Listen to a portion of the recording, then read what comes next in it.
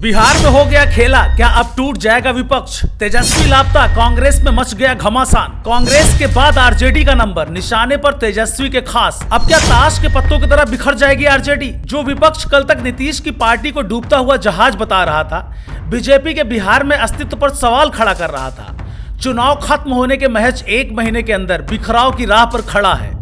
एक तरफ महज 6 सीटों पर जीत दर्ज करने वाली कांग्रेस पार्टी है, जिसके अंदर चुनाव से पहले ही सिर फुटवल मच गया था।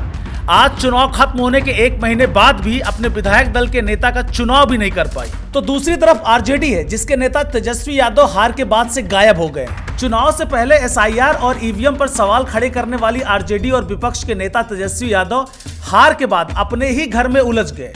पहले बहन के साथ खड़ा हुआ बखेड़ा, अब पार्टी के ही सीनियर नेता खुलकर उन्हें खरी खोटी सुना रहे हैं, उन्हें सलाह दे रहे हैं कि अब उन्हें क्या करना चाहिए था और वो क्या कर रहे हैं। आखिर तेजस्वी यादव कहां हैं? इसका न सिर्फ आरजेडी के सबसे सीनियर नेता शिवानंद तिवारी ने खुलासा किया, बल्कि उन्हें सलाह भी दे डाली। बिहार में आरजेडी की करारी हार के बाद विपक्ष के नेता तेजस्वी यादव यूरोप घूमने चले गए, जिस पर शिवानंद तिवारी ने नाराजगी जताई।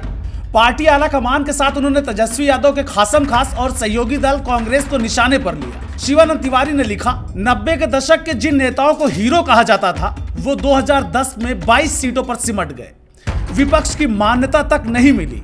इसके बाद शिवानंद तिवारी ने तेजस्वी यादव पर निशाना साधते हुए लिखा, तुमने तो उनसे बेहतर काम किया, विपक्ष के नेता हो, लेकिन नतीजों के बाद गायब हो गए।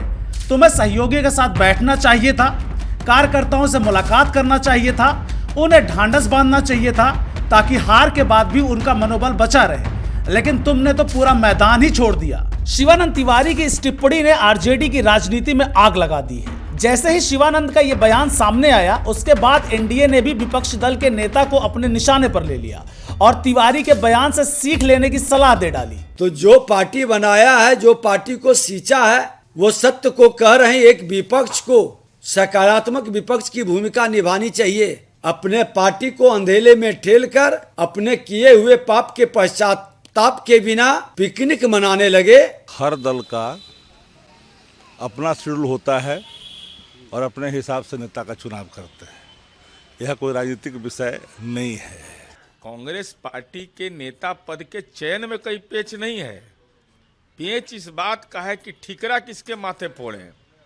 कृष्णा अल्लाह के माथे फोड़ें, राजेश राम जी के, तो सब हताश निराश हार से है। अब बेचारा सदमा से निकले तब नहीं सब काम करे।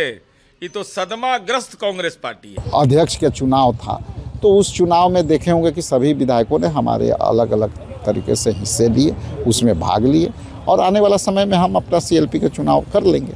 नहीं, हमारी बात इस संबंध में हुई है और हमने सुझाव दिया है कि जो सीनियर मोस्ट एमएलए हैं उनको सीएलपी का लीडर बनाया जाए।